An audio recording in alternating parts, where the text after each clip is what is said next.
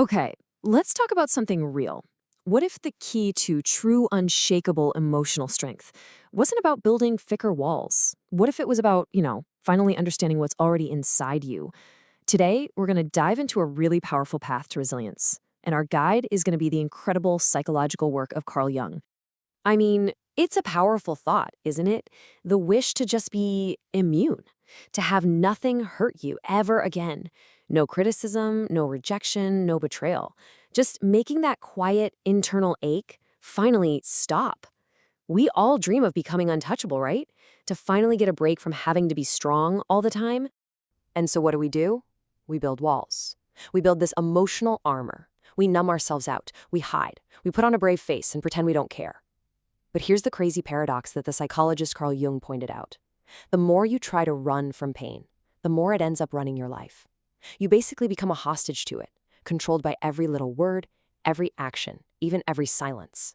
So this leads us to a huge fundamental shift in how we look at all of this. To find any kind of real freedom, we have to figure out where the pain is actually coming from. And here's the kicker. It's almost never what we think it is. Okay, look at this. This right here is such a critical distinction. On one hand, we think it's the outside stuff that hurts us. The criticism, the rejection, the betrayal. But what's really going on? Those things are just triggers. The actual pain, the sting you feel, that comes from what's already inside you. It's the old wounds, the past traumas, the deep needs that aren't being met. Think about it. A small comment from your boss at work might feel absolutely devastating, right? That's not because of the comment itself. It's because it poked a much older, deeper wound, that hidden fear that maybe you're not good enough. So here's the most important takeaway from that. The real battle, it isn't out there in the world. It's inside you. Things people say or do can only really hurt you if they find an echo, a matching wound on the inside. And just understanding that, that is the first massive step toward taking back your power. All right, so if the battle is inside, then who's running the show? This brings us to a central idea from Jung, this concept of a hidden director, a puppet master of our inner world. He called it the unconscious. And yeah, it's the part of you pulling all the strings, especially when you think you're the one in control. And this quote from him, wow, it really hits home. All those things we chalk up to fate or just bad luck, ending up in the same bad relationship, having those sudden mood swings. Jung is saying that's not fate at all.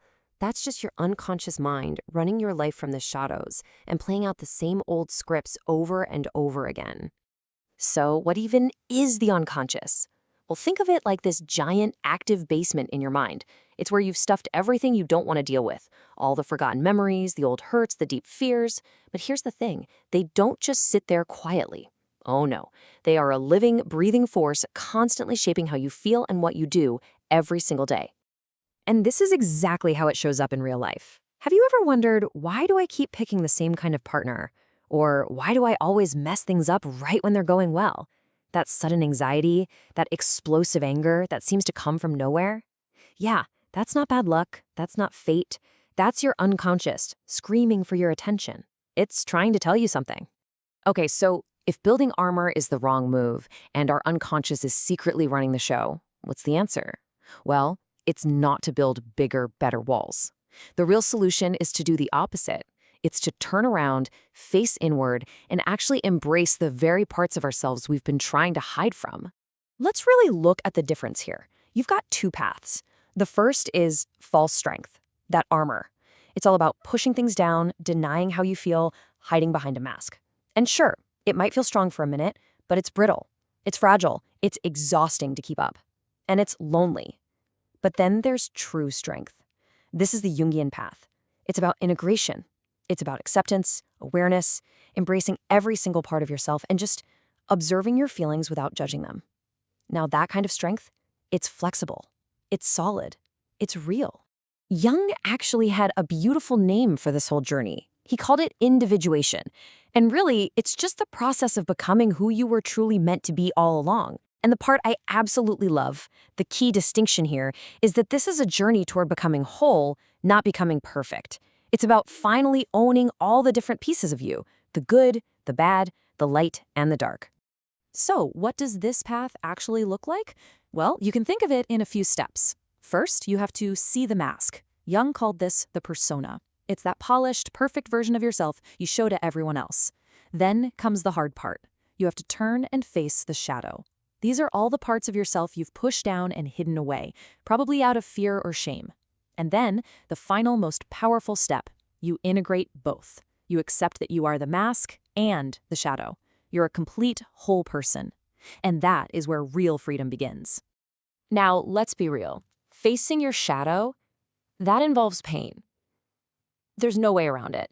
And because of that, we have to completely rethink our relationship with suffering itself. I mean, what if it's not the enemy we've been taught to believe it is? What if it's actually a guide? I mean, just think about that for a second. That is a radical question. We spend our entire lives trying to avoid pain, right? We run from it, we numb it, we do anything to not feel it. But what if in all that running, we're actually running away from the very thing that holds the key to our healing? Jung had this incredible metaphor for this. It's just so perfect. He said to think of depression or any deep pain as a lady in black who comes to visit. And instead of pushing her away, you should invite her in, offer her a seat, and just listen to what she has to say. The idea is that our pain isn't random. It's a messenger. It has a purpose. It's here to tell you something important. So that's the big idea here. Your suffering is basically a signal flare. It's a bright spotlight pointing to the exact parts of you that are crying out for healing and attention. It's showing you where the work needs to be done. So the only real question is, are you ready to stop running and finally listen? Okay, so what's the payoff? If we stop fighting our pain and we actually start listening to it, what do we get? We get the only shield that ever really works. And it's not made of armor, it's not made of avoidance, it's made of pure, simple consciousness. And this Jung quote just says it all, doesn't it? What you resist persists.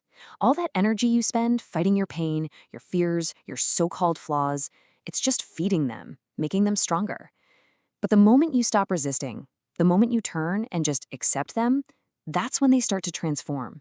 That's when you get your power back. And really, this is the ultimate goal, true emotional strength, that real immunity. It's not about being hard, it's not about being cold or unfeeling, it's about clarity. It's about knowing yourself so well, your triggers, your wounds, your patterns, that when the outside world tries to push one of your buttons, you can actually see their finger coming.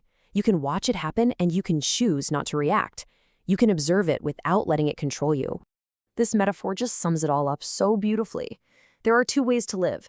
You can float on the surface, getting thrown around by every single wave, every comment, every criticism, every circumstance. Or you can choose to do the work. You can take a deep breath and dive down, deep into your own consciousness, and find that incredible, unshakable power that's been waiting for you down there all along. So I want to leave you with this one question. The next time you feel that familiar sting of pain, or that flash of anger, or that wave of sadness, instead of immediately trying to push it away, just pause. Ask yourself, what are you trying to show me? Lean in. Listen.